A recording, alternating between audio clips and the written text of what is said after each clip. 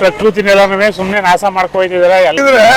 ರೈತರು ಬೆಳೆದಿದ್ರು ಇವನ್ ಎಲ್ಲಿ ಉಣ್ತಿದ್ದ, ಇವನ್ ಮಕ್ಳು ಮರಿ ಎಲ್ಲಿ ಉಣ್ತಿದ್ರು. ಜಮೀನ ಯಾವತ್ತು ಮಾರಕ್ ಹೋಗ್ಬೇಡಿ, ಅದ್ ನಿಮ್ ಸೊತ್ತು ನಿಮ್ಮಲ್ಲಿ ಇಟ್ಕೊಳ್ಳಿ.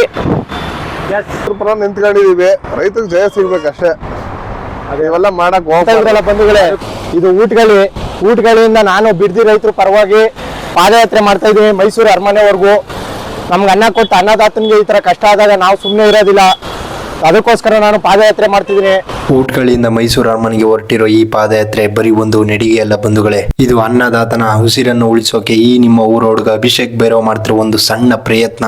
ಬಿಡದಿಯ 3-4 ಸಾವಿರ ಕುಟುಂಬಗಳಿಗೆ ಅನ್ಯಾಯ ಆಗ್ತಿದ್ರು. ಇಡೀ ಕನ್ನಡಿಗರು ಏಕೆ ಸುಮ್ಮನಿದ್ದಾರೆ ಅನ್ನೋ ಪ್ರಶ್ನೆ ತಕೊಂಡು ನಾನು ಇನ್ಕಲ್ ಕಡೆ ಹೆಜ್ಜೆ ಇಟ್ಟೆ. ಯಾವಾಗ ನಾನು ಇನ್ಕಲ್ ಜನರ ಹತ್ರ ಹೋಗಿ ನಮ್ಗೆ ರೈತ ಮುಖ್ಯನೋ ಅಥವಾ ಹೈಟೆಕ್ ಸಿಟಿ ಮುಖ್ಯನೋ ಅಂತ ಕೇಳಿದ್ನೋ, ಮೈಸೂರು ಜನ ಕೊಟ್ಟ ಉತ್ತರಕ್ಕೆ ಆ ಇಡೀ ರಸ್ತೆನೇ ನಡಿಗೆ ಹೋಯಿತು. ಬಂಧುಗಳೇ, ಒಮ್ಮೆ ನೀವೇ ಕೇಳಿ.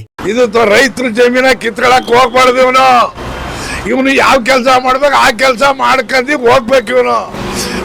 ಈಗ ಜಮೀನು ಇಲ್ದೆ ಹೋಗಿದ್ರೆ ರೈತರು ಬೆಳೆದಿದ್ರು ಇವನ್ ಎಲ್ಲಿ ಉಣ್ತಿದ್ದ, ಇವನ್ ಮಕ್ಳು ಮರಿ ಎಲ್ಲಿ ಉಣ್ತಿದ್ರು.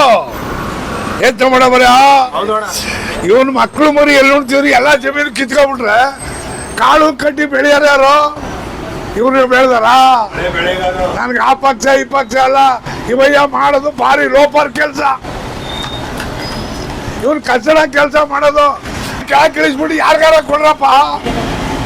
ಹಂಗಾರೆ ಮುಂದಕ್ಕೆ ಎಲೆಕ್ಷನ್ ಗೋಲಿ ಅದು, ಎಲೆಕ್ಷನ್ ಗೋಲಿ ಕಂಡ್ರಿ ರೈತರಿಗೆ ಅನ್ಯಾಯ ಮಾಡ್ತಾವ್ರಿ ಇವರು. ಈಗ ಪ್ರಕೃತಿನೆಲ್ಲನೂ ಸುಮ್ಮನೆ ನಾಶ ಮಾಡ್ಕೊಯ್ತಿದಾರೆ. ಎಲ್ಲದೂ ಬಿಲ್ಡಿಂಗು ದೊಡ್ಡ ದೊಡ್ಡ ಬಿಲ್ಡಿಂಗ್ಗಳೆಲ್ಲ ಕಟ್ಕೊಬಿಟ್ರ. ಈ ಮರ ಗಿಡಗಳು ರೈತರು ಏನ್ ಬೆಳೆದ್ರು. ಈಗ ನಮ್ದೇ ಇದರಿಂದ ಬೇರೆ ರಾಜ್ಯಕ್ಕೆ ಇದು ಒಯ್ದಿದೆ, ಟೊಮೊಟೊ ಪ್ರತಿಯೊಂದು ತರಕಾರಿ ಎಲ್ಲ ಒಯ್ದಿದೆ.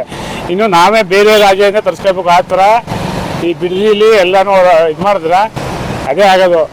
ಈಗ ಯಾರು ಬಂದು ಹೀರೋಗಳಲ್ಲಿ ಯಾರು ಬಂದು ಸಪೋರ್ಟ್ ಕೊಡ್ತಾಯಿಲ್ಲ ಅದಕ್ಕೆ.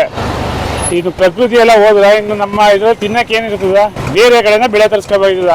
ಎಲ್ಲ ರೆಸಾರ್ಟು ಅದು ಇದು ಅಂತ ಕಟ್ಕೊಬಿಡ್ತಾರೆ. ಇನ್ನು ಎಲ್ಲಿರೋದು ಬೆಳೆಯೋಕ್ಕೆ ಭೂಮಿ ಇದು ತಾನೇ ಬೆಳೆಯೋದು. ಬೆಳೆದು 4-5 ಜನ ತಿಂತಾರ. ಸುಮಾರು ಜನ ನಮ್ಮ ರಾಜ್ಯದಿಂದ ಬೇರೆ ರಾಜ್ಯಕ್ಕೂ ಕೊಡ್ಬೋದು ತಿನ್ನಕ್ಕೆ.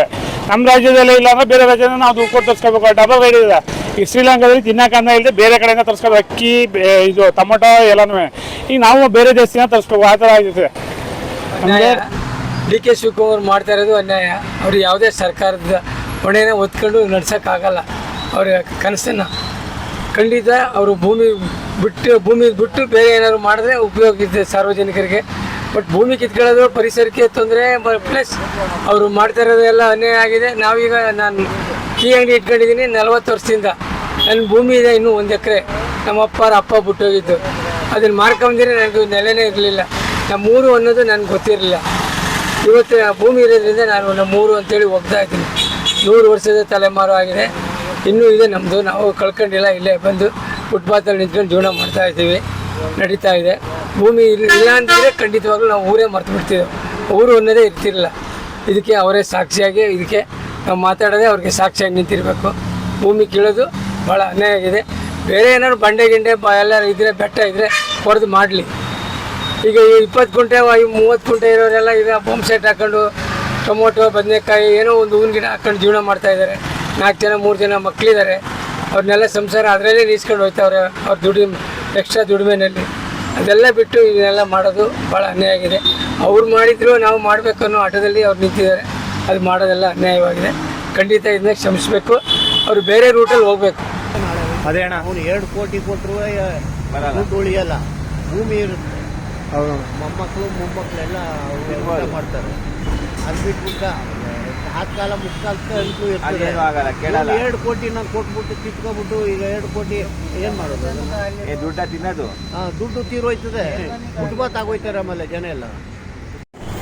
ಭೂಮಿ ಇದ್ರೆ ಬೆಳೆಗೆ ನಾಳೆ ನಮ್ಮ ಮಕ್ಕಳು ಮರಿಗೆಲ್ಲ ಅನ್ನ ಇದೆ. ಇಲ್ಲ ಅಂದ್ರೆ ನಾವು ಇನ್ನೊಬ್ರ ಕೈ ಕೆಳಗೆ ನೀತಿಗೆ ಹೋಗ್ಬೇಕಾಗಿ. ದುಡ್ಡು ಇವತ್ತಿರುತ್ತೆ, ನಾಳೆ